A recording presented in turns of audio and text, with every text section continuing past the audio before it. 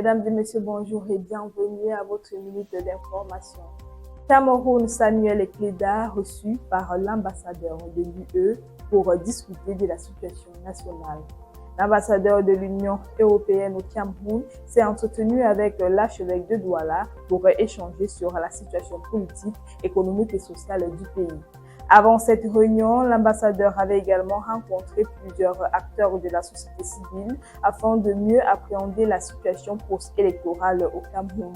Les discussions ont porté sur les moyens de favoriser un dialogue constructif entre toutes les parties prenantes dans le but de préserver la stabilité et la cohésion nationale ainsi que de promouvoir conformément à l'accord de Samoa les valeurs démocratiques et les droits de l'homme. Yaoundé, la convention du MRC interdite le sous-préfet invoque une menace grave de troubles à l'ordre public. Le climat politique se tend dans la capitale. Le sous-préfet de Yaoundé a signé un arrêté interdisant la convention du MRC prévue pour demain 29 novembre 2025 au siège du parti. Selon le document, cette décision fait suite à une requête introduite le même jour par Okala Ebode, présenté comme membre fondateur du parti, qui alerte sur un risque élevé de perturbation. Une interdiction qui intervient alors que le parti traverse des tensions internes et que les autorités renforcent leur vigilance autour des rassemblements politiques jugés sensibles. Économie, la présidence de la République réclame 67,6 milliards pour le compte de son budget de 2026.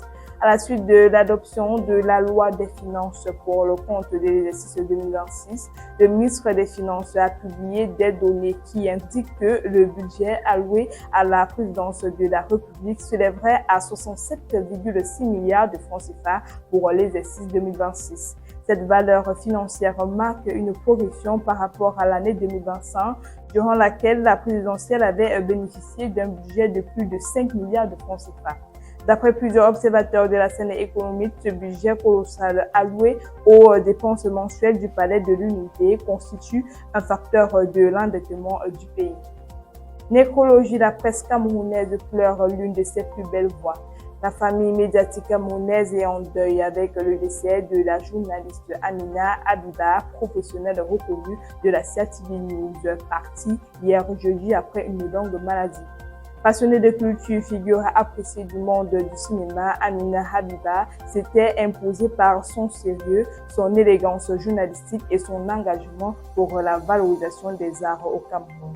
Aujourd'hui, c'est tout un secteur qui perd une plume, une voix, une sœur de métier.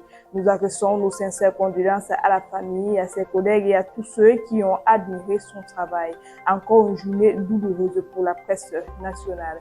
Ainsi va votre actualité ce matin. Merci de nous avoir suivis jusqu'au bout.